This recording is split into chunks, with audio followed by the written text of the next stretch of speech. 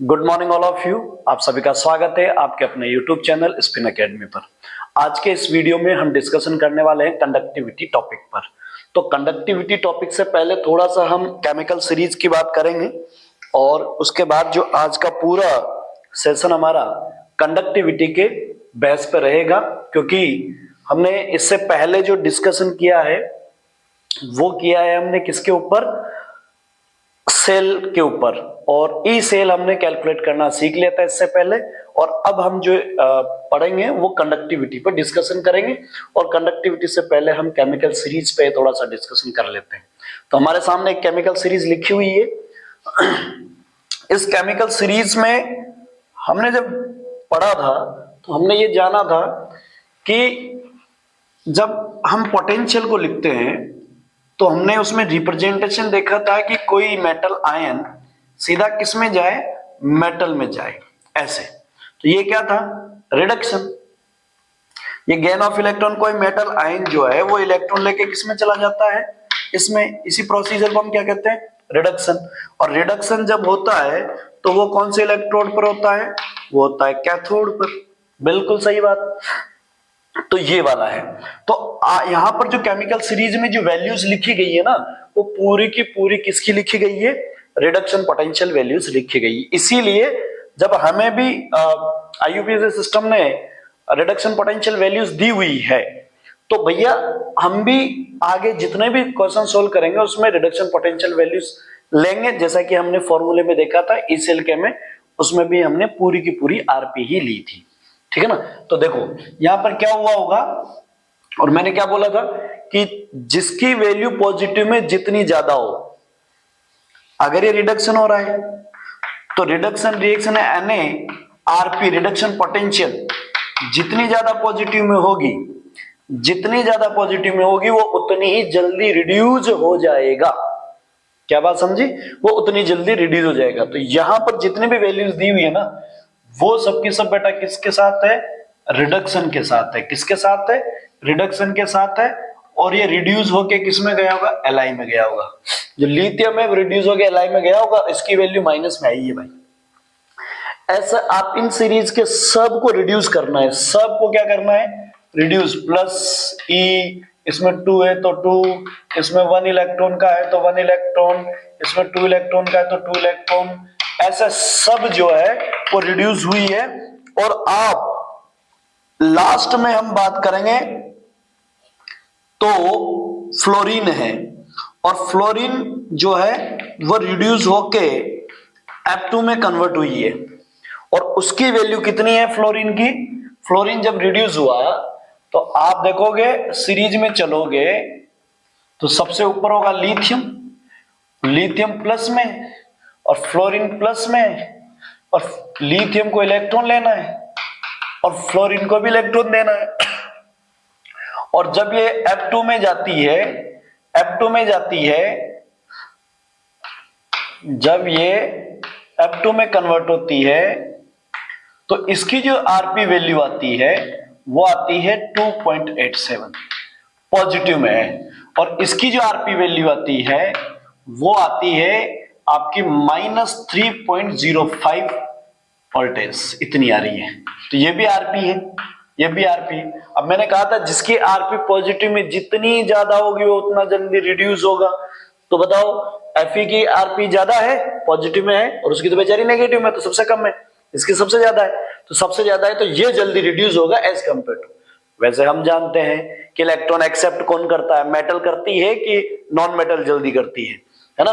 Fluorine जल्दी करेगी, more electronegative atom है तो इलेक्ट्रॉन को अट्रैक्ट ज्यादा करेगी, तो लवर है इलेक्ट्रॉन का, तो आपके पास ये जल्दी ही रिड्यूस हो जाएगी। तो भैया ये चाहती है, नॉन मेटल चाहती है इलेक्ट्रॉन लेके रिड्यूस होना, है ना। और मेटल, मेटल तो आपने बचपन से पढ़ा है कि मेटल तो सर इलेक्ट्रॉन डोनेट करती है, वो तो पॉजिटिव में रहना पसंद करती है। तो देखो ये तो उसमें, और आप उसे जोर जबरदस्ती उसकी इच्छाओं के खिलाफ काम करवा रहे हो। मेटल क्या चाहती है, इलेक्ट्रॉन डोनेट करना, और आप उसकी इच्छाओं के खिलाफ उसको इलेक्ट्रॉन गेन करवा रहे हो। जब चीजें हमारी इच्छाओं के खिलाफ होती है ना तो काम हमेशा उल्टा होता है, नेगेटिव ही होता है, उसका नेगेटिव इंपैक्ट आता है। तो जब मैम ने मेटल की इच्छाओं के खिलाफ काम करवाया तो उसका रिजल्ट भी क्या आया, नेगेटिव इंपैक्ट में आया। आई बात समझ में? और ये तो खुद चाहता है, ये तो खुद चाहता है, और हम किसी काम को चाहते हैं कि हमारा ये काम हो जाए और वही हो जाए, तो उसमें तो इंपैक्ट पॉजिटिव होगा ना, तो इसलिए ये पॉजिटिव है। ठीक है भाई, तो ये बात समझ में आ गई होगी। तो ये वैल्यूज है। अब आपको हाइड्रोजन देखना है, और हाइड्रोजन का कंसीडर किया हमने आरपी। हाइड्रोजन पॉजिटिव को इलेक्ट्रॉन लेके किस में कन्वर्ट किया है? H2 में, और इसका आरपी है 0। अब हाइड्रोजन के रेस्पेक्ट में देखना है, हाइड्रोजन के रेस्पेक्ट में ऊपर से नीचे चलते गए तो क्या आ गया? पॉजिटिव बढ़ता जा रहा है, और हाइड्रोजन से इधर चले तो नेगेटिव बढ़ता जा रहा है। आई बात समझ में? हाइड्रोजन से इधर चले तो पॉजिटिव इंक्रीज होता जा रहा है, और ऊपर चले तो नेगेटिव इंक्रीज होता जा रहा है। ठीक है ना, ध्यान रखना। अब एक चीज और समझ लो, मैं समझा देता हूं इन्हीं को। इसमें आपसे सीरीज के थ्रू एक क्वेश्चन पूछा जाता है, वो है रिड्यूसिंग रिएजेंट और oxidising agent, sorry reagent agent, reducing agent और ऑक्सीडाइजिंग एजेंट। क्या पूछा जाता है? रिड्यूसिंग एजेंट और ऑक्सीडाइजिंग एजेंट। अब देखो जरा, ये तो चाहता नहीं है इलेक्ट्रॉन लेना। अभी भी जस्ट हमने कहा कि लिथियम तो इलेक्ट्रॉन लेना नहीं चाहता, उसकी इच्छाओं के खिलाफ आप काम करवा रहे हो, इसलिए वो नेगेटिव इंपैक्ट दिया। फ्लोरीन चाहता है कि नहीं, मेरे को तो इलेक्ट्रॉन चाहिए, तो उसकी इच्छाओं के खिलाफ नहीं किया, उसकी इच्छाओं के अनुसार काम किया, है ना, उसके अकॉर्डिंग काम किया, तो अकॉर्डिंग किया तो इंपैक्ट कैसा है? पॉजिटिव। अगर इन दोनों को साथ में रख दिया जाए, तो ये तो इलेक्ट्रॉन लेना नहीं चाहती है और ये इलेक्ट्रॉन लेना चाहती है, तो वो कहेगी भाई ले, ये इलेक्ट्रॉन जो जबरदस्ती मुझे दिया जा रहा है ना, ये इलेक्ट्रॉन तू ले ले। ये हेल्प करेगी लिथियम की। ये किसकी हेल्प कर रही है? लिथियम की। कर रही है कि नहीं? क्योंकि लिथियम चाहता नहीं इलेक्ट्रॉन लेना और फ्लोरीन चाहती, तो लिथियम ने हेल्प की, फ्लोरीन ने हेल्प की लिथियम की, और लिथियम ने भी हेल्प की फ्लोरीन की, क्योंकि उसको भी इलेक्ट्रॉन चाहिए, तो उसको कौन इलेक्ट्रॉन दे? लिथियम ने कहा तू ले ले, तू ले ले। तो अब आप सोचो कि इसका क्या हुआ? रिडक्शन। इसका क्या हुआ? रिडक्शन। और रिडक्शन हुआ तो रिडक्शन किया किसने? लिथियम ने, क्योंकि उसने तो इलेक्ट्रॉन दिया। गेन ऑफ इलेक्ट्रॉन रिडक्शन कहलाता है। गेन ऑफ इलेक्ट्रॉन रिडक्शन कहता है, और ये इलेक्ट्रॉन आया कहां से? मान लीजिए लिथियम ने दे दिया इसको, क्योंकि वो देना चाहता है और रखना नहीं चाहता, उसकी इच्छाओं के खिलाफ काम है, तो इसने इसको इलेक्ट्रॉन दिया, तो इसका रिडक्शन किया किसने? इसने। इसीलिए ये कहलाएगा रिड्यूसिंग एजेंट। ये क्या कहलाएगा? Reducing agent. और फ्लोरीन, फ्लोरीन ने किसका काम कर दिया? लिथियम का, क्योंकि लिथियम के पास जो इलेक्ट्रॉन है वो रखना नहीं चाहता, तो इसने भी उसका काम कर दिया। तो इसने उससे इलेक्ट्रॉन छीन लिया और उसका काम हो गया, तो वो क्या होगी? ऑक्सीडाइज। वो क्या होगी? ऑक्सीडाइज। तो ये ऑक्सीडाइज किसने करवाया? फ्लोरीन ने। फ्लोरीन क्या कहलाएगा? Reducing agent. तो आपके पास क्या है कि अगर आपने लिथियम लिया है और आपने फ्लोरीन लिया है, तो आपके पास लिथियम तो क्या चाहता है?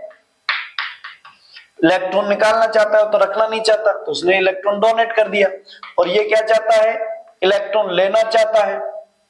ये क्या चाहता है? इलेक्ट्रॉन लेना चाहता है ना, ये रख सकता है इलेक्ट्रॉन। तो आपके पास इसने तो क्या किया? लॉस ऑफ इलेक्ट्रॉन, और इसने क्या किया? Gain of electron. तो आपके पास इसने इलेक्ट्रॉन लॉस किया और वो इलेक्ट्रॉन Fe को मिला, तो Fe का रिडक्शन हुआ। तो किसने किया? लिथियम ने। तो लिथियम कहलाएगा रिड्यूसिंग एजेंट। Reducing agent. और Fe ने इलेक्ट्रॉन लिया किससे? इससे, और इसका क्या हो गया? ऑक्सीडेशन। इसका क्या हो गया? ऑक्सीडेशन। और ऑक्सीडेशन हुआ, तो ऑक्सीडेशन किया किसने? Fe ने। तो Fe कहलाएगा इसके लिए ऑक्सीडाइजिंग एजेंट। इसका तो ऑक्सीडेशन हुआ, इसका रिडक्शन हुआ, और ये क्या कहलाएगा? लिथियम क्या कहलाएगा? रिड्यूसिंग एजेंट कहलाएगा। और ये क्या कहलाएगा? फ्लोरीन ऑक्सीडाइजिंग एजेंट कहलाएगा। देखो भाई, एजेंट इसलिए जैसे बैंक से एक बैंक एजेंट आता है और हमारी पॉलिसी करके जाता है, पॉलिसी हमारी हुई है, नाम उसका पॉलिसी एजेंट है ना। जो बैंक से आता है नाम उसका पॉलिसी एजेंट है, और पॉलिसी उसकी नहीं हुई, हमारी हुई है, ध्यान रखना। तो रिड्यूसिंग एजेंट है, इसका रिडक्शन नहीं हुआ, अगले किसी का हुआ है, इसने किया है, पॉलिसी हमारी हुई है, उसने पॉलिसी हमारी की है। ये क्या है, ये रिड्यूसिंग एजेंट जो है वो किसी दूसरे का रिडक्शन करता है, रिड्यूसिंग एजेंट किसी दूसरे का रिडक्शन करता है, खुद का ऑक्सीडेशन होता है, और ऑक्सीडाइजिंग एजेंट दूसरे का ऑक्सीडेशन करता है और खुद का रिडक्शन होता है। तो आई होप कि ये बात भी समझ में आ गई होगी, ठीक है ना। अब आइए यहां पे वैल्यूज पर। अब ध्यान रखना इसमें कौन कौन सी चीज काम की है, ध्यान रखना भैया। फ्लोरीन के साथ कई बार सॉरी हाइड्रोजन के साथ कई बार आ जाता है क्वेश्चन। आपको नोटिस क्या रखना है, नोटिस ये रखना है बेटा कि हाइड्रोजन से जो वैल्यूज है ना, हाइड्रोजन उसके नीचे ये जो रखी हुई है, ये जो वैल्यूज है, इन सब वैल्यूज को देखना है आपको, और इधर जो है इन सबको भी देखना है। तो आपको क्या करना पड़ेगा कि आपको नोटिस करना है कि हाइड्रोजन से ऊपर वाली हाइड्रोजन से ऊपर वाली ये जितनी भी है सब नेगेटिव में है, तो ये जाना नहीं चाहती है उसमें। तो उस कंडीशन में नेगेटिव कम होता होता होता होता होता जीरो हुआ, और जीरो से फिर plus plus plus plus plus चला।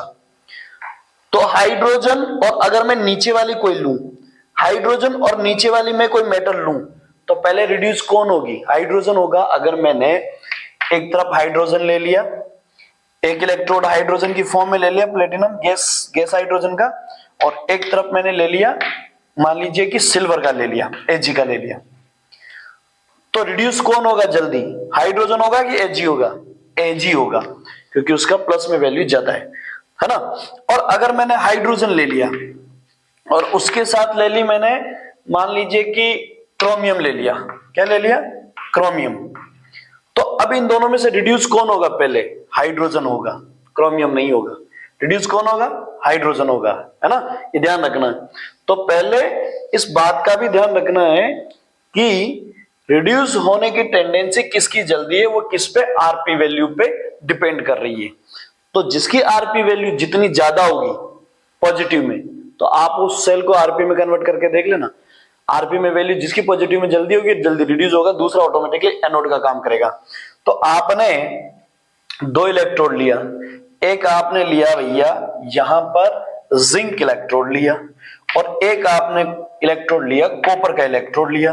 तो आप देखो जिंक की वैल्यू तो नेगेटिव में और कॉपर की वैल्यू पॉजिटिव में, तो आपके पास कॉपर ने ऑटोमेटिकली क्या हो गया, रिडक्शन हो गया और कैथोड का काम कर दिया, और इसका ऑक्सीडेशन हो गया और ये एनोड का काम कर दिया। तो आपसे क्वेश्चन पूछा जाता है, ध्यान रखना, हाइड्रोजन के रेस्पेक्ट में सिल्वर का पूछा जाता है, हाइड्रोजन के रेस्पेक्ट में सिल्वर का पूछा जाता है, ठीक है ना। हाइड्रोजन के रेस्पेक्ट में आपसे पीबी का पूछा जा सकता है, ठीक है, और आपसे टिन का भी पूछा जा सकता है, ठीक है। ये AgNO3 की फॉर्म में पूछा जाता है, ध्यान रखना, वाटर के साथ, है ना। तो जैसे मान लीजिए कि इसने कहा AgNO3 को वाटर के साथ सॉल्यूशन लिया है, तो इलेक्ट्रोड अगर हमने ये इलेक्ट्रोलाइट लिया है और दोनों तरफ प्लेटिनम लगाया है या जो भी मेटल लगाई है, तो आपके पास कौन जल्दी रिड्यूस होगा, तो आप आयन डिसोसिएट कीजिए, ये होगा Ag+ और NO3, और ये होगा H+ और OH-। तो आपको प्लस प्लस में दो मिल गए, दोनों में से कौन पहले रिड्यूस होने जाएगा, Ag, है ना, Ag पहले, तो हाइड्रोजन नहीं होगा। NO3 और OH में से कौन पहले रिड्यूस होगा, OH। इसका कैसे पता रखें नेगेटिव वालों का, तो मैं बता देता हूं, जिसके साथ जितने ज्यादा ऑक्सीजन जुड़े हुए हो वो धीरे रिड्यूस होगा, कम वाला जल्दी रिड्यूस होगा। जैसे NO3 में NO के साथ 3 ऑक्सीजन है तो ये रिड्यूस नहीं होगा, OH होगा। जैसे आपके पास SO4 में 4 है तो ये सबसे कम होगा, ये जल्दी होगा, ध्यान रखना, OH जल्दी होगा। जैसे आपके सामने लिख दिया गया, एक Cl है, एक OH है, एक NO3 है, एक SO4 है, ये दिया हुआ है, ठीक है, ये दिया हुआ है, ये है।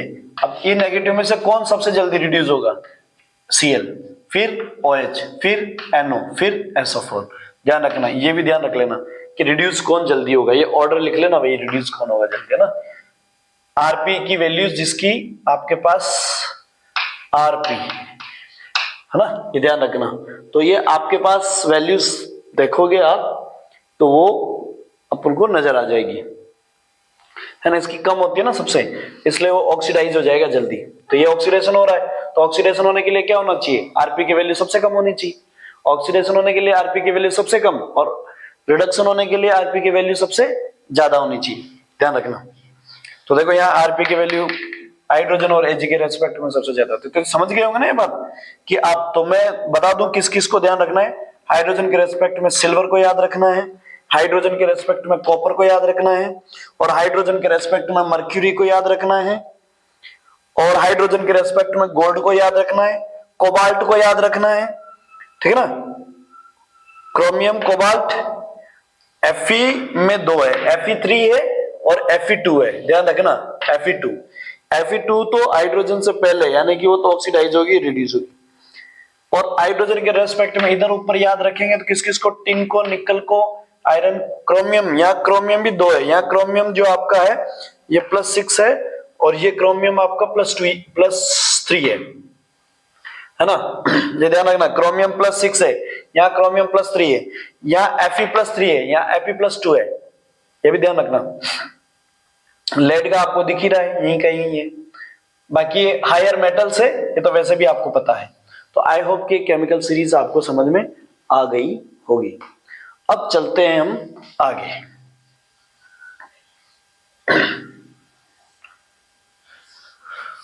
बोलो समझ आ गई? केमिकल सीरीज इजी है, समझ लो इसको। आप यहां से देखोगे तो ये जो है ये रिड्यूस जल्दी होते हैं, तो ये सारे के सारे ऑक्सीडाइजिंग एजेंट का काम करेंगे इनके लिए, है ना। ये रिड्यूस जल्दी होते हैं ना, ये क्या हो रहे हैं, रिड्यूस हो रहे हैं, तो रिडक्शन हो रहा है इनका, तो ये ऑक्सीडाइजिंग एजेंट होंगे। और ये क्या हो रहे हैं, ऑक्सीडेशन हो रहा है इनका, तो रिड्यूसिंग एजेंट होंगे, ठीक है ना, इनके लिए। और आपस में एक दूसरे को देखोगे लेके, तो देखो इन दोनों को देखोगे, अगर जैसे आपने Ag और इसको देखोगे तो रिड्यूस जल्दी कौन होगा, ये, क्योंकि इसकी आरपी वैल्यू माइनस में कम है ना, ज्यादा है, मतलब यूं बोल दोगे आरपी वैल्यू ज्यादा है, माइनस में कम है तो ज्यादा ही है, इसकी माइनस में ज्यादा है तो कम वैल्यू होगी ना। तो आपके पास ये तो एनोड, ये तो कैथोड का काम करेगा, ये एनोड का काम करेगा। तो ये क्या होगा, ये ऑक्सीडाइजिंग एजेंट होगा, ये क्या होगा, ये रिड्यूसिंग एजेंट होगा, क्योंकि इसका रिडक्शन होगा, उसका ऑक्सीडेशन होगा। आई होप कि ये भी बात आपको समझ में आ गई होगी। अगर ये फिर भी नहीं आए तो एक बार रिवाइंड करके फिर से उसको देखिए, क्लियर हो जाएगा। अब चलते हैं हम आगे। अब बात करते हैं कंडक्टेंस। कंडक्टेंस समझने के लिए हमें समझना क्या है, हमें ओम्स लॉ समझना है। क्या है, ओम्स लॉ। थोड़ा सा है, देख लेते हैं क्या है ना। हम कह रहे हैं ओम्स लॉ कहता है कि आपके पास जो वोल्टेज है ना, आपके पास जो वोल्टेज है वो डायरेक्टली प्रोपोर्शनल है करंट के। और जब मैं इसको हटाता हूं वोल्टेज को, वोल्टेज में जो प्रोपोर्शनल साइन है उसको हटाता हूं, तो मुझे एक कांस्टेंट वैल्यू मिलती है जिसे हम कहते हैं R. R is a resistance. क्या है, रेसिस्टेंस। और अगर मैं रेसिस्टेंस को निकालूं तो मेरे पास हो जाएगा V/I, ठीक है। अब करंट को निकालोगे तो V/R हो जाएगा। तो ये तो आपने निकाल लिया है ना। अब आप इसको स्पेसिफिक चीज को पढ़े अलग से, तो आप कहोगे कि जो R है ना वो किस पे डिपेंड करता है, is directly proportional to L/A। किस पे डिपेंड करता है, L/A। L/A पे डिपेंड करता है। तो आपके पास ये क्या हो गया, ये होगी लेंथ किसकी, वायर की, है ना, लेंथ होगी। और ये क्या होगी, क्रॉस सेक्शन एरिया, है ना, cross section area, cross section area हो गया। तो आपके पास एक तो लेंथ होगी, एक क्रॉस सेक्शन एरिया हो गया। तो आप जब साइन हटाओगे तो आपको L/A मिल जाएगा। ये साइन, प्रोपोर्शनल साइन हटा, इसको क्या बोलते हैं, रेसिस्टिविटी। क्या बोलते हैं, रेसिस्टिविटी, ध्यान रखना, रेसिस्टिविटी। और इसकी यूनिट बहुत काम की है भाई। यूनिट की बात करोगे किसकी, रेसिस्टेंस की, तो वो होगी ओम। कैसे निकाला, इसको कैसे समझोगे, ऐसे समझ लो आप तो कि रेसिस्टेंस होता है रेसिस्ट करने वाला, रोकने वाला, अवरोध लेने वाला, अवरोध करने वाला, वो है। एक वायर है, उस वायर में एक वायर है, उस वायर में क्या है, मान लीजिए ये वायर है, तो इस वायर में करंट कितना फ्लो हो रहा है ना। अगर ये वायर जितना ज्यादा करंट फ्लो होगा उतना कम रेसिस्टेंस होगा। अगर यहां पर अवरोध पैदा हो गया, रेसिस्टेंस पैदा हो गया, तो करंट आगे तक नहीं जाएगा, यहीं तक अटक जाएगा। और जब करंट यहीं अटक जाएगा, यहीं सारे चार्ज इकट्ठा हो जाएंगे, तो ये हीट मार के गर्म करके इस वायर को तोड़ देगा, पिघला देगा, मेल्ट कर देगा। तो आपके पास ये कंडीशन है।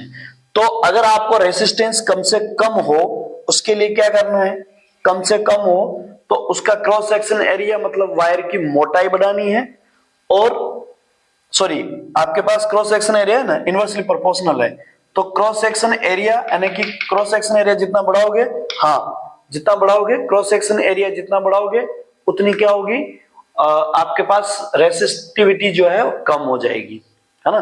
क्रॉस सेक्शन यानी वायर की मोटाई बढ़ाओगे, वायर की क्या करोगे, मोटाई बढ़ाओगे, तो जितनी ज्यादा वायर की मोटाई बढ़ेगी उतना रेसिस्टेंस कम हो जाएगा, ठीक है। दूसरा क्या है, डायरेक्टली प्रोपोर्शनल टू लेंथ है, तो वायर की लेंथ जितनी कम होगी उतनी रेसिस्टेंस कम हो जाएगा। वायर जितना ज्यादा लंबा होगा तो उतनी ज्यादा रेसिस्टिविटी बढ़ेगी। तो आपने देखा होगा कई वायर जो लंबे तक वायर लेके जाते हैं उनकी मोटाई बहुत ज्यादा होती है, और जो वायर की लेंथ यानी कि घर पे जो वायर काम आते हैं उनकी मोटाई कम होती है ना। तो ये अपन को समझना था, ठीक है। अब यहां पर अवरोध है, तो मैंने कहा ये वायर है, इसमें करंट फ्लो हो रहा है। अगर रेसिस्टेंस आ गया, अवरोध आ गया, तो देखो ये अवरोध आ गया, ब्रैकेट आ गया, है ना। तो ये क्या हो गया, उसका फॉर्म यूनिट हो गई, ओम की यूनिट ये होगी, ठीक है ना। तो आपके पास जो है वो इसी के चक्कर में दिया है, ओम ने दिया है, ये उसने बताया इसलिए ओम उसने, और उसका सिंबल ऐसा हो गया, ठीक है ना। तो ओम ही इसकी यूनिट है, ओम ही क्या इसकी यूनिट है। अब आपको क्या करना है, आपको ये देखना है कि यहां से रेसिस्टिविटी का फॉर्मूला निकालो। तो ये इधर चला जाएगा, ये इधर चला जाएगा, तो रेसिस्टिविटी, तो एक तो आपके पास रेसिस्टेंस आ गया, रेसिस्टेंस आ गया, कहां है रेसिस्टेंस, ये रहा। तो पहला तो आपने निकाल लिया, क्या है, रेसिस्टेंस, रेसिस्टेंस, तो पहला रेसिस्टेंस निकल गया। दूसरा आते हैं, और दूसरा जब आएगा तो मैं थोड़ा सा इसको क्रॉस सेक्शन एरिया समझ ही गए होंगे आप, तो शॉर्ट में चल रहे हैं थोड़ा, तो इसलिए मैं इसकी यूनिट की बात करें, इसकी यूनिट ऑफ आर वो है ओम, क्या है, ओम। अब आ जाओ रेसिस्टिविटी, जरूरी है लाना रेसिस्टिविटी, क्योंकि हमारा कंडक्टेंस और कंडक्टिविटी पे चलेंगे। तो पहले मैं रेसिस्टिविटी ले आता हूं, तो रेसिस्टिविटी होगी ये, और रेसिस्टिविटी यहां रखोगे तो ए इधर जाएगा किसकी, आर की तरफ, इनटू ए अपॉन जाएगा एल, तो ये आ गई आपकी रेसिस्टिविटी। और इसकी यूनिट निकालना चाहते हो तो यूनिट निकाल लो। इसका यूनिट क्या है, ओम, इसकी यूनिट क्या है, centimetre square divide by centimetre, centimetre से सेंटीमीटर कट गया, तो यूनिट आ गई तुम्हारी कितनी, ओम सेंटीमीटर, ठीक है ना। यहां तक आ गया। अब देखो रेसिस्टेंट में ओम है, रेसिस्टिविटी में भी ओम है, बस लेंथ आ गई इसलिए आप क्या करोगे, एक क्रॉस सेक्शन एरिया लेंथ आ गई इसलिए आपके पास सेंटीमीटर भी आ गया, यूनिट में ऐड हो गया। तो रेसिस्टेंस और रेसिस्टिविटी में कॉमन ओम तो है ही, साथ में सेंटीमीटर याद रखना। अब हम बात करें अगर आगे, तो हमारे पास क्या है, यहां पर हम बात करना चाहते हैं कंडक्टेंस। और कंडक्टेंस जो है आपका वो क्या है कि जितना ज्यादा अवरोध होगा करंट उतना कम फ्लो होगा, जितना रेसिस्टेंस कम होगा करंट उतना ज्यादा फ्लो होगा, मतलब both are inversely proportional to each other. तो आपके पास कंडक्टेंस जो है वो क्या है, वो आपके पास इनवर्सली प्रोपोर्शनल है किसके, आर के। क्या है, इनवर्सली प्रोपोर्शनल टू आर है। तो आप यहाँ प्रोपोर्शनल का साइन लगा दें, इनवर्सली प्रोपोर्शनल टू आर। तो C inversely proportional to R है, तो आर आपके पास क्या था वो देख लो। आर आपके पास क्या था, आर आपके पास था एल अपॉन ए। आर क्या था, एल अपॉन ए था।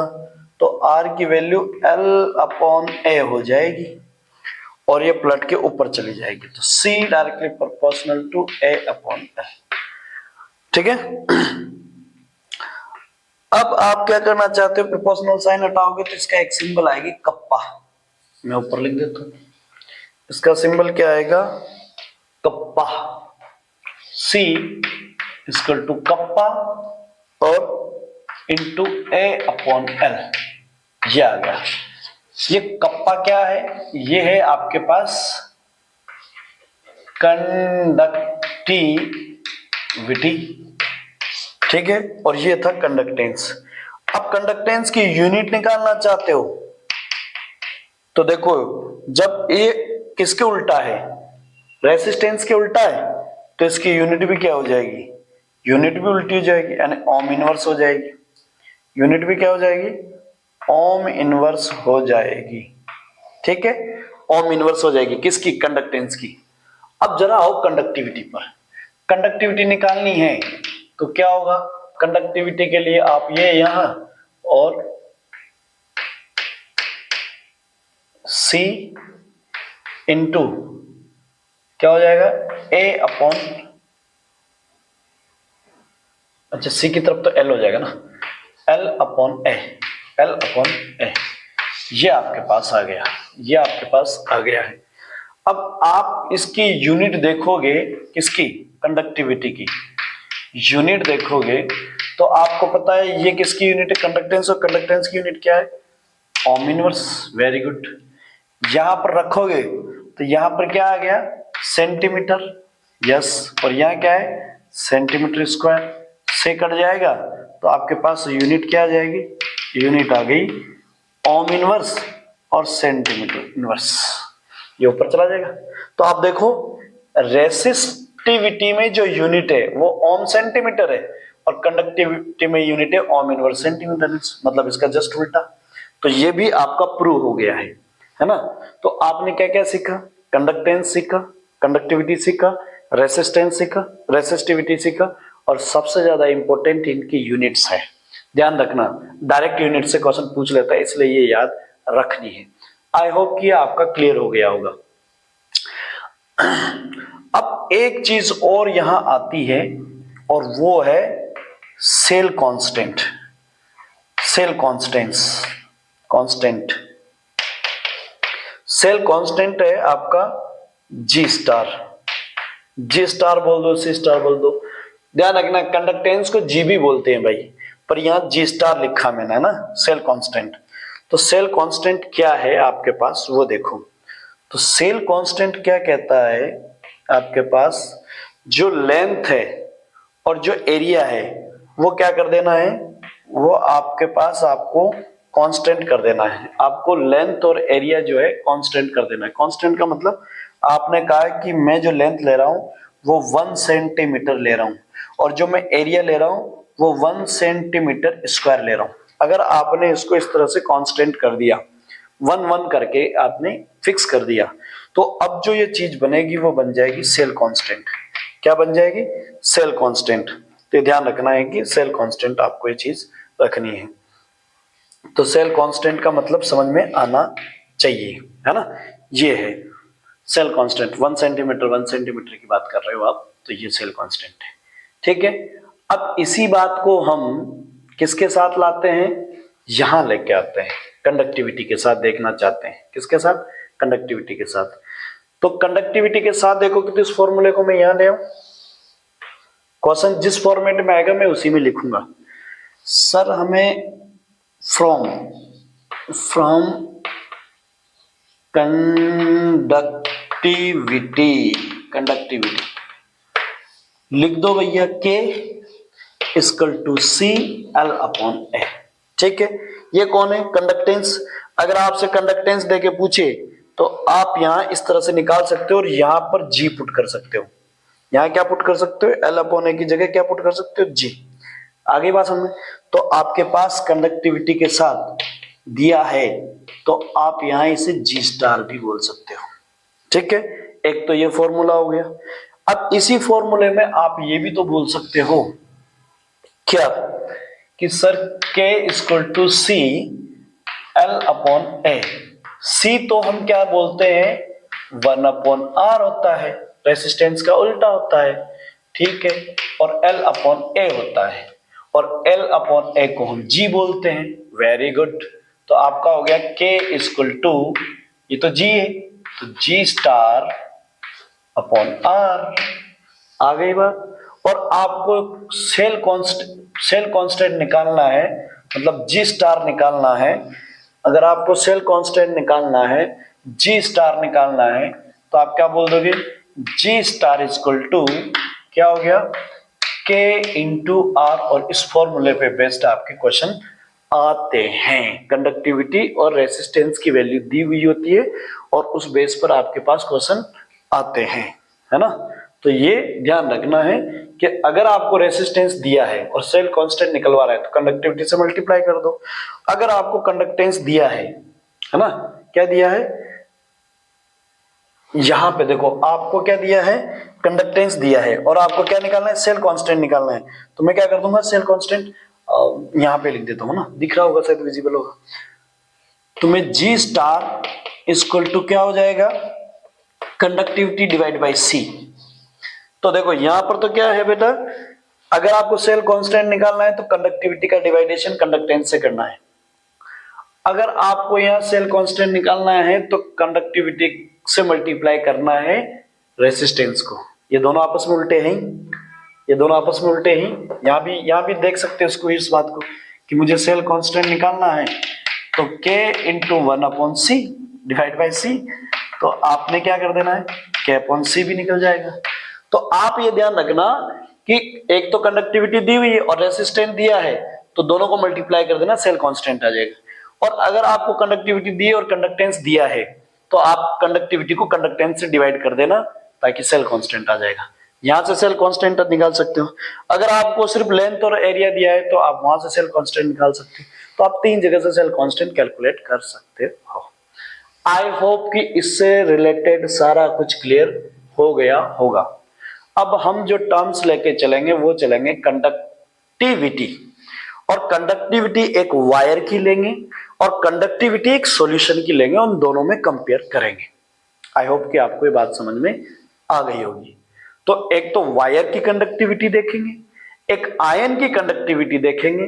तो वायर में तो इलेक्ट्रॉन मूव करता है और सॉल्यूशन में आयंस मूव करते हैं, तो दोनों की कंडक्टिविटी पर चर्चा करेंगे। तो आप इसे एक बार देख लें, नोट कर लें, समझ लें, फिर आगे चलते हैं। ये ध्यान रखना भाई, जो मैंने चीजें बताई उनमें से क्वेश्चन पूछे जाते हैं, है ना। ये ध्यान रखना। आपको इसकी यूनिट चाहिए, इसकी तो इसकी यूनिट है, तो देखो यहां से यूनिट निकाल दो, है ना। सेंटीमीटर इनवर्स आएगी वैसे। तो आपके पास क्या है? इसकी यूनिट भी याद रखना, इसकी सेल कांस्टेंट की। इसकी यूनिट क्या है? इसकी यूनिट आपने कंडक्टिविटी की यूनिट जस्ट निकाली थी और कंडक्टिविटी की यूनिट्स ये रही। क्या थी sir? Ohm inverse, centimetre inverse. Very good. उसके बाद किसकी यूनिट है? ओम। ओम की यूनिट तो ये रेसिस्टेंस की यूनिट तो ओम होती है, तो ओम से ओम इनवर्स कट गया, तो आपके पास क्या बच गया? सेंटीमीटर इनवर्स बच गया। आई होप कि आपको पूरी तरीके से बात समझ में आ गई होगी, यूनिट आपकी क्लियर हो गई होगी और कंडक्टिविटी आपकी क्लियर होगी, कंडक्टेंस हो गया, सेल कांस्टेंट हो गया। सेल कांस्टेंट बड़ा इंपॉर्टेंट है, इससे डायरेक्ट क्वेश्चन पूछता है, ध्यान रखना। और वैल्यूज बहुत सारी देता है तो हम और कंफ्यूजन हो जाते हैं, उसमें कंफ्यूजन में नहीं आना है, ध्यान रखना। आपको तो सिर्फ ये पकड़ना है, सर सेल कांस्टेंट निकालने के लिए बोल दिया, फट से या तो कंडक्टिविटी दिया तो रेसिस्टेंस पकड़ लो, और कंडक्टेंस दिया है तो रेसिस्टिविटी के साथ डिवाइड कर देना है, इसके साथ मल्टीप्लाई कर देना है। या फिर लेंथ दी है तो लेंथ तो फिर आप देख ही लो, तो उसमें तो लेंथ में तो 1 सेंटीमीटर का, तो उसमें तो आप कुछ कर नहीं सकते, वो तो कांस्टेंट हो गया, वहां तो वैल्यू 1 आ गई, ठीक है ना। तो वो एक अलग चीज होगी। आई होप कि आपको ये बात समझ में आ गई होगी। एक बार देख लें इसको, फिर आगे चलते हैं। आइए अब हम बात करते हैं कंडक्टेंस के अंदर हम कंडक्टिविटी, सीधी सीधी हमारा मुद्दा जो है वो कंडक्टिविटी निकालने का है ना। कंडक्टेंस वगैरह आप सबने देख ली। अब हमारा मुद्दा है कंडक्टिविटी को कैलकुलेट करने का। लेकिन कंडक्टिविटी जब हम कैलकुलेट कर रहे हैं दो पार्ट में कर रहे हैं। एक में कंडक्टिविटी हम वायर के लिए, जो कि हम ज्यादा कोई डिस्कशन उस पर नहीं करेंगे, पर हाँ वहां कहां से क्वेश्चन पूछा जाता है उस पर हम बात करेंगे। एक आपकी जो कंडक्टिविटी देखनी है वो किस में देखनी है, आपको आयनिक सॉल्यूशंस में देखनी है, तो वो थोड़ा सा ज्यादा डिस्कशन करेंगे। तो आपके पास सिर्फ कंडक्टिविटी देखनी है, आयन कंडक्टिविटी नहीं देखनी, मतलब इलेक्ट्रोलाइटिक सॉल्यूशन में देखना है। तो इलेक्ट्रोलाइटिक सेल के अंदर या इलेक्ट्रोलाइटिक सॉल्यूशन में हम कंडक्टिविटी देखेंगे और एक वायर के अंदर देखेंगे। अगर आप सिर्फ वायर के अंदर पहला वाला केस जो है वो अगर वायर के अंदर देख रहे हो तो आपके पास जो है वो कैसा होना चाहिए, एक वायर है तो कैसा होना चाहिए, ये किस किस पे डिपेंड करेगी कंडक्टिविटी इसकी। तो वायर की जो कंडक्टिविटी है वो जिस मेटल से बनी हुई है उस नेचर ऑफ मेटल पे डिपेंड करेगी या स्ट्रक्चर ऑफ मेटल पे डिपेंड करेगी। तो नेचर ऑफ मेटल और स्ट्रक्चर ऑफ मेटल है ना, डिपेंडेंस किस किस पे है, नेचर ऑफ मेटल और एंड स्ट्रक्चर ऑफ मेटल, ठीक है ना। ये है आपके पास structure of metal first. Second आपके पास क्या है मेटल्स के लिए कि आपके पास एक सबसे इंपॉर्टेंट जो जिसपे ही क्वेश्चन पूछा जाता है, बाकी पे तो इतना ही कोई बड़ी बात नहीं है, तो सबसे ज्यादा क्वेश्चन जो पूछा जाएगा वो किस पे पूछा जाएगा, टेम्परेचर पर। और अगर हम मेटल के अंदर एक और चीज देखेंगे तो वो है इलेक्ट्रॉन्स। तो जितने ज्यादा अनपेड इलेक्ट्रॉन होंगे वो उस पर डायरेक्टली प्रोपोर्शनल होता है, उस पर डिपेंड करेगा। जितने ज्यादा अनपेड इलेक्ट्रॉन होंगे उसका कंडक्टिविटी उतनी ज्यादा होगी। तो नंबर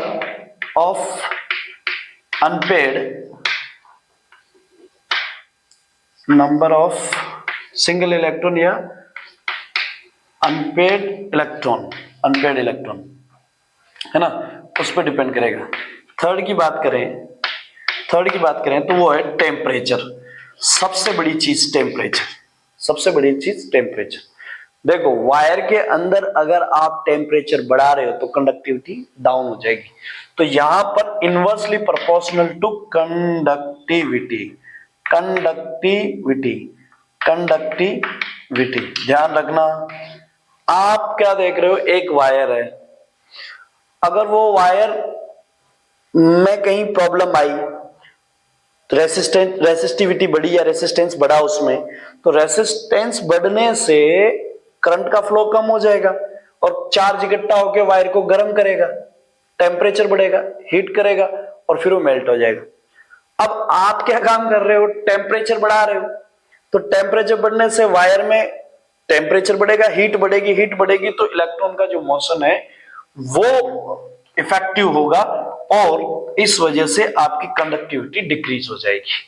क्या हो जाएगी, कंडक्टिविटी डिक्रीज होगी। तो आपको ये सबसे इंपॉर्टेंट है, यहां से क्वेश्चन आपसे पूछा जाता है, कई बार पूछा गया है, तो ये इंपॉर्टेंट ध्यान रखना। अब तीसरी बात जो हमारे लिए इंपॉर्टेंट है, हम जिसकी बात करना चाहते हैं वो है सेकंड केस। और केस सेकंड में क्या पढ़ना चाहते हैं हम पढ़ना चाहते हैं कंडक्टिविटी किसके लिए, आयनिक कंडक्टिविटी या इलेक्ट्रोलाइटिक कंडक्टिविटी। तो हम जो पढ़ रहे हैं वो किसके लिए पढ़ रहे हैं, इलेक्ट्रोलाइटिक सॉल्यूशन जिसमें हम कह सकते हैं आयनिक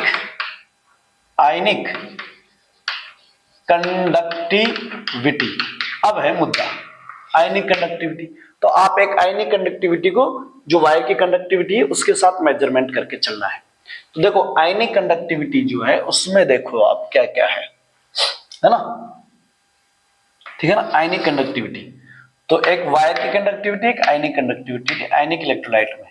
तो भैया इसमें जो चीजें डिपेंड करती है वो किस किस में करती है, एक तो आप जो इलेक्ट्रोलाइट डाल रहे हो तो उसके नेचर पर डिपेंड करेगी, nature of nature of electrolytic solution. आप इलेक्ट्रोलाइट बोल दो, इलेक्ट्रोलाइट है ना। आप जो इलेक्ट्रोलाइट लेके आए हो उसकी नेचर पे डिपेंड करेगी। ध्यान रखना, मान लीजिए एक बीकर लिया, इसमें सॉल्वेंट क्या लिया है वो, और आपने जो इसमें थोड़ा बहुत ऐड करोगे सोल्यूट की फॉर्म में, और सोल्यूट की फॉर्म में हम इलेक्ट्रोलाइट ऐड करते हैं, और सॉल्वेंट के अंदर। तो इलेक्ट्रोलाइट कैसा डाला उसकी नेचर पे डिपेंड करेगा, सॉल्वेंट कैसा है उसकी नेचर पे भी डिपेंड करेगा। तो नेचर ऑफ सॉल्वेंट पे भी डिपेंड कर रहा है ना, ये ध्यान रखना। किस किस पे डिपेंड कर रहा है? नेचर ऑफ सॉल्वेंट पे भी डिपेंड करेगा।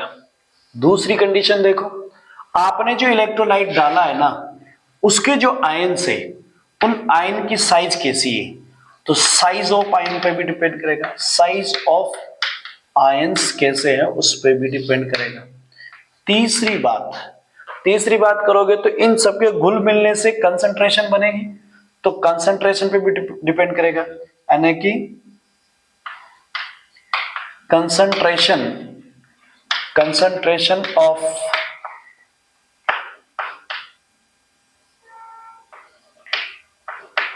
इलेक्ट्रोलाइटिक सॉल्यूशन, उस इलेक्ट्रोलाइटिक सॉल्यूशन जो बन चुका है उसकी कंसंट्रेशन पे भी डिपेंड करेगा। बात समझ में आ रही है?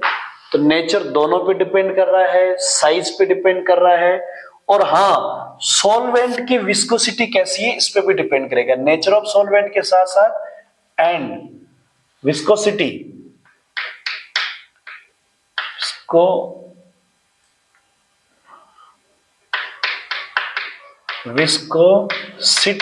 कैसी है सॉल्वेंट की, किसकी? सॉल्वेंट की विस्कोसिटी कैसी है उस पे भी डिपेंड करेगा। तो एक तो ये क्वेश्चन पूछा गया है, इस पे ध्यान रखना, नेचर पे ध्यान रखना, साइज ऑफ आयन पे तो है ही मामला, कंसंट्रेशन है। और तीसरा है टेम्परेचर की, मतलब जो भी नेक्स्ट है पॉइंट 1 2 3 4 5 जो है वो है टेम्परेचर। और टेम्परेचर के डायरेक्टली क्या होता है? प्रोपोर्शनल होता है। कौन? कंडक्टिविटी। किसकी? कौन सी कंडक्टिविटी? आयनिक है भाई। कौन सी है? आयनिक है ना, आयनिक कंडक्टिविटी है। तो डायरेक्टली प्रोपोर्शनल टेम्परेचर। यहां देखो वायर की कंडक्टिविटी इनवर्सली प्रोपोर्शनल थी, और यहां पर जो है प्रोपोर्शनल है, ये ध्यान रखना।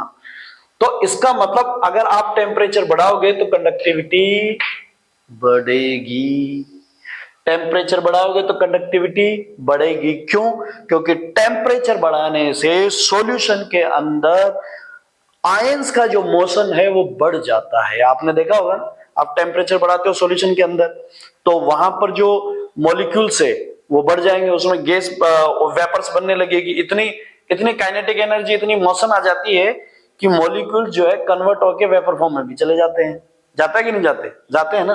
तो आपके पास यहाँ वही कंडीशन है कि आप टेम्परेचर बढ़ाओगे तो आपके पास आयंस की जो मोशन है ना, मोबिलिटी है, वह इंक्रीज हो जाती है, और जितनी ज्यादा इंक्रीज होगी उतना ही उसकी कंडक्टिविटी बढ़ जाएगी। आई होप कि आपको ये बात समझ में आ गई होगी। तो फर्स्ट केस और सेकंड केस आपको समझ में आ गया। अब इस आयनिक कंडक्टिविटी में हम जो चलेंगे, आयनिक कंडक्टिविटी में जब हम चलेंगे तो हम क्या पढ़ने वाले हैं? एक तो मोलर कंडक्टिविटी पढ़ने वाले हैं। क्या पढ़ने वाले हैं? मोलर कंडक्टिविटी पढ़ने वाले हैं।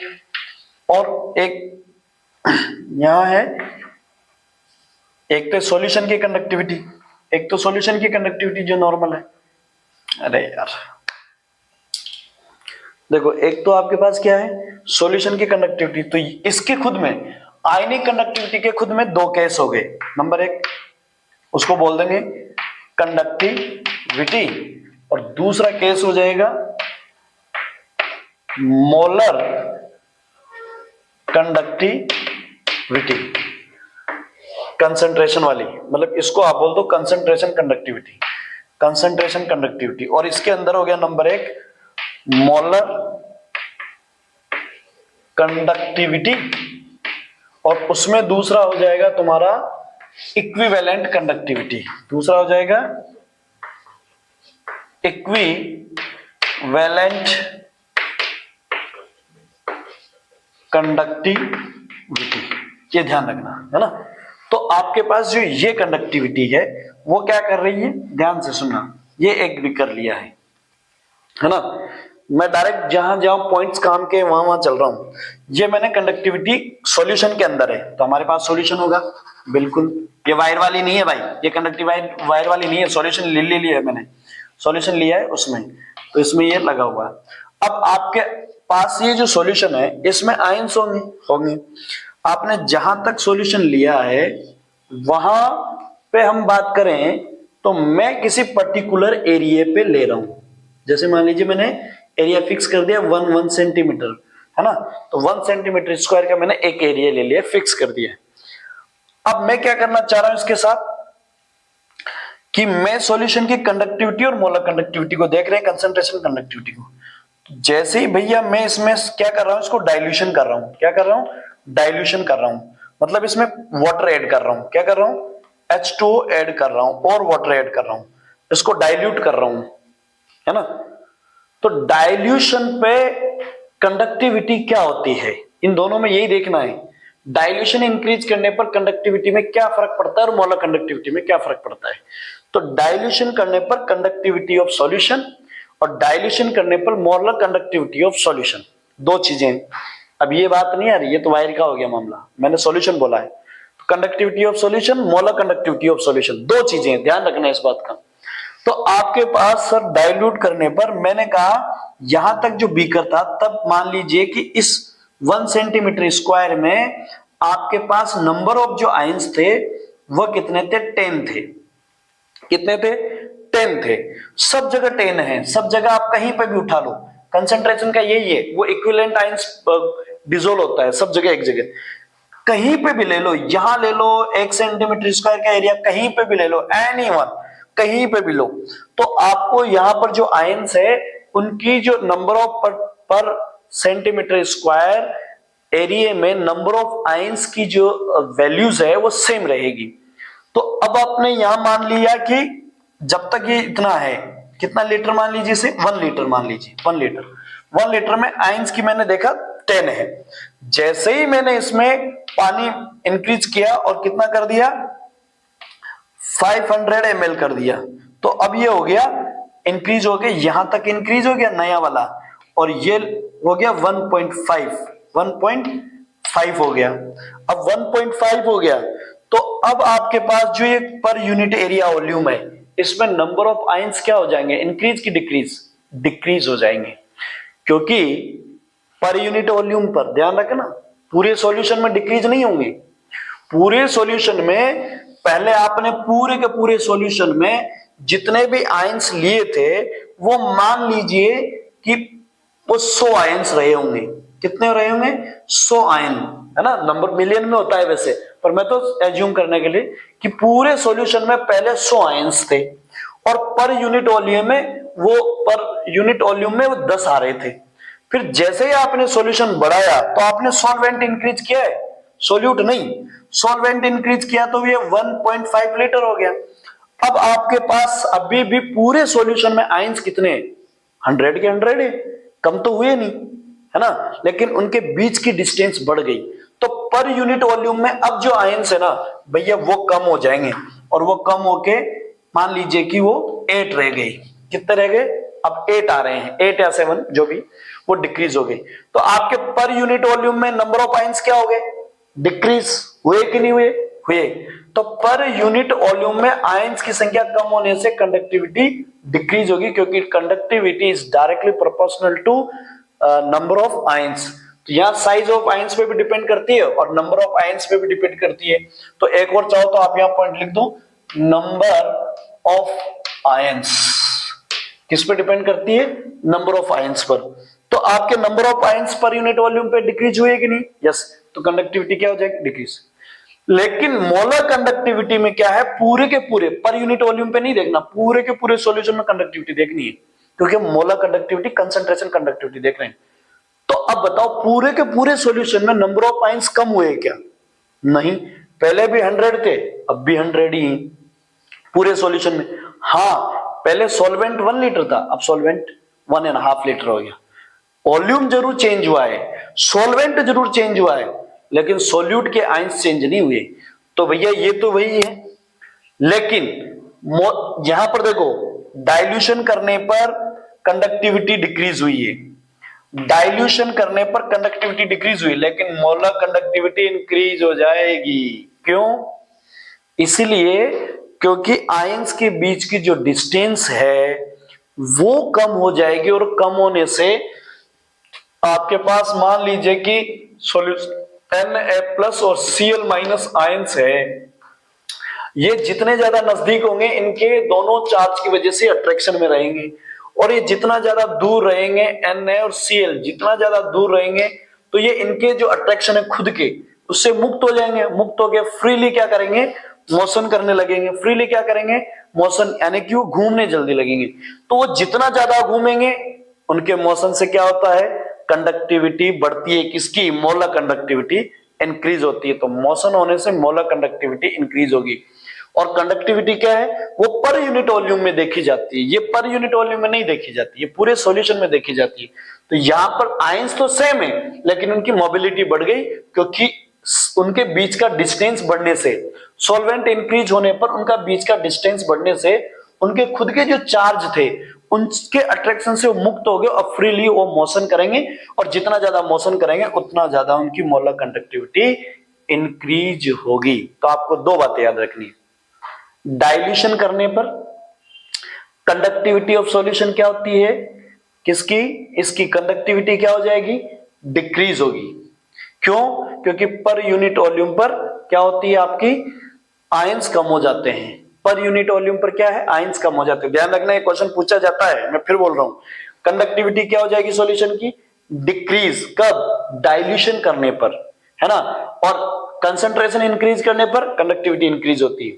लेकिन यहां देखो, यहां पर क्या है? डाइल्यूशन करने पर मोलर कंडक्टिविटी इंक्रीज होती है और कंसंट्रेशन इंक्रीज करने पर डिक्रीज होती है। तो यहां पर दो बातें याद रखना कि आपके पास डाइल्यूशन करने पर या आप इसे इनवर्सली प्रोपोर्शनल टू डाइल्यूशन कर लो। डाइल्यूशन, तो जैसे ही डाइल्यूशन किया आपने, डाइल्यूशन बढ़ाया, कंसंट्रेशन डिक्रीज। और मोलर कंडक्टिविटी जो है वो डायरेक्टली प्रोपोर्शनल होती है डाइल्यूशन की। डाइल्यूशन कंसंट्रेशन आप तो जानते होंगे यार आप, उन दोनों का। तो ये आपका इंक्रीज हुआ तो मोलर कंडक्टिविटी इंक्रीज हुई। कंसंट्रेशन इंक्रीज कर दी तो मोलर कंडक्टिविटी क्या हो जाएगी? इनवर्सली प्रोपोर्शनल है। किसके? कंसंट्रेशन के। और ये किसके प्रोपोर्शनल है? कंसंट्रेशन के। देखो, ये डाइल्यूशन के तो इनवर्सली प्रोपोर्शनल है और ये डाइल्यूशन के प्रोपोर्शनल है। ये कंसंट्रेशन के प्रोपोर्शनल है, ये कंसंट्रेशन के इनवर्सली प्रोपोर्शनल है। आई होप कि आपको दोनों बातें समझ में आ गई होगी, लिख लेना। इसका डाइल्यूशन करने पर मोलर कंडक्टिविटी क्या होती है? इंक्रीज होती है। और इसका डाइल्यूशन करने पर कंडक्टिविटी डिक्रीज होती है। कंसंट्रेशन बढ़ाने पर ये बढ़ती है और इसका कंसंट्रेशन बढ़ाने पर ये घटती है। आई होप कि क्लियर हो गया होगा। हाँ, मोलर कंडक्टिविटी का हम देखते हैं तो उसे किससे रिप्रेजेंट करते हैं? इससे। और इसका फॉर्मूला क्या होता है? कप्पा इंटू 1000 अपॉन क्या हो गया आपका? कंसंट्रेशन मोल। यहां पर जो लोग है वो कौन लोग है? मोलेरिटी लोग है। और इसकी क्या होती है? इसकी होती है equivalent conductivity equal to kappa into 1000 upon क्या लोगे? Centimetre, sorry normality. यहां पर क्या लोगे? नॉर्मेलिटी, है ना, ये ध्यान रखना। और इसकी यूनिट क्या हो जाएगी? यहाँ कंडक्टिविटी की यूनिट रख दो। तो इन दोनों की यूनिट में सिर्फ एक ही चेंज आएगा। यूनिट की बात करें, कहां करें यार? यूनिट की बात करते हैं, किसकी? मोलर कंडक्टिविटी की। तो मोलर कंडक्टिविटी यानी कि मैं इसकी बात करता हूं, एम की। इसकी मोलर कंडक्टिविटी की बात करें तो आपके पास क्या आ जाएगा? हाँ, इसकी कंडक्टिविटी क्या है? कप्पा की कंडक्टिविटी देखी थी आपने, तो क्या आ जाती थी कप्पा की कंडक्टिविटी? कप्पा की कंडक्टिविटी आती थी मोल इनवर्स और सेंटीमीटर इनवर्स और इनटू यहां पर जो आपके मोलरिटी है वो मोल पर लीटर है। यस, तो वो नीचे रखा हुआ है आपके पास, मोल पर लीटर। और लीटर जो है वो कितना है आपके पास? ऊपर आएगा लीटर, ऊपर आएगा लीटर, ऊपर आएगा तो क्या हो जाएगा? और लीटर क्या होता है? लीटर क्या होता है आपके पास, सेंटीमीटर क्यूब। क्या होता है, सेंटीमीटर क्यूब। तो ये ऊपर आ जाएगा, तो आपके पास हो गया ohm inverse centimetre inverse into, ये ऊपर चला जाएगा सेंटीमीटर लीटर वाला। अरे लीटर को सेंटीमीटर क्यूब भी बोलते हैं भाई, 3 और अपॉन मोल। तो ये लो भाई, इससे ये कट जाएगा, है ना, इससे क्या हो जाएगा, ये कट जाएगा, तो यहां 2 रह जाएगा। तो आपके पास यूनिट क्या हो जाएगी finally, ohm inverse centimetre square और मोल इनवर्स, क्योंकि मोल ऊपर ले जाओगे तो इनवर्स में हो जाएगा। तो आपके पास इसकी यूनिट हो जाएगी। हाँ, मोलर इक्विवेलेंट कंडक्टिविटी की लिखनी है, यहाँ इक्विवेलेंट मोल लिख देना, है ना, इक्विवेलेंट मोल लिख देना इनवर्स में। तो इसकी हो जाएगी, कहाँ लिखो, ये लो, इसकी यूनिट लिख देता हूं, होम इनवर्स सेंटीमीटर स्क्वायर और इक्विवेलेंट मोल इनवर्स। ये आपके पास इसकी यूनिट होगी, और इसकी यूनिट ये रही, किसकी यूनिट, मोलर कंडक्टिविटी की यूनिट ये रही। आई होप कि ये पूरा क्लियर हो गया। अब मोलर कंडक्टिविटी पे बेस्ड डाइल्यूशन पर जो रूल्स है, लॉज है, उन पे बात करेंगे। कौन कौन से, कोलराउस लॉ, क्योंकि हम स्ट्रॉन्ग इलेक्ट्रोलाइट लेंगे, वीक इलेक्ट्रोलाइट लेंगे। तो अब जो इलेक्ट्रोलाइट है उनकी नेचर्स रखेंगे कि स्ट्रॉन्ग है कि वीक है ना, ये रखेंगे। और उस पे बेस्ड जो लॉज है उस पे बात करेंगे। तो लॉज कौन कौन से आपके पास, एक आपके पास कोलराउस लॉ आएगा, एक डिवाई-हकल लॉ आएगा, है ना, और फिर उसके बाद हम फेराडेज लॉज जो उसका अमाउंट डिपॉजिट होता है उसके बारे में भी बात करेंगे, कितना अमाउंट होता है। इन सब बातों को करते हुए हम कंडक्टिविटी टॉपिक को डन करेंगे। तो एक और लेक्चर के साथ हम इसको समझेंगे, है ना, टाइम की लिमिटेशंस के साथ आज हम यही विदा करते हैं। तो फिर मिलेंगे इसका और दूसरे पार्ट पर, तब तक के लिए बाय बाय। और अगर वीडियो आपको पसंद आ रहा है तो प्लीज लाइक कीजिए, शेयर कीजिए, सब्सक्राइब कीजिए, और लोगों को जितना ज्यादा हो सके शेयर कीजिए, ताकि उनको भी इस टाइम पे बेनिफिट हो सके। तब तक के लिए जय हिंद।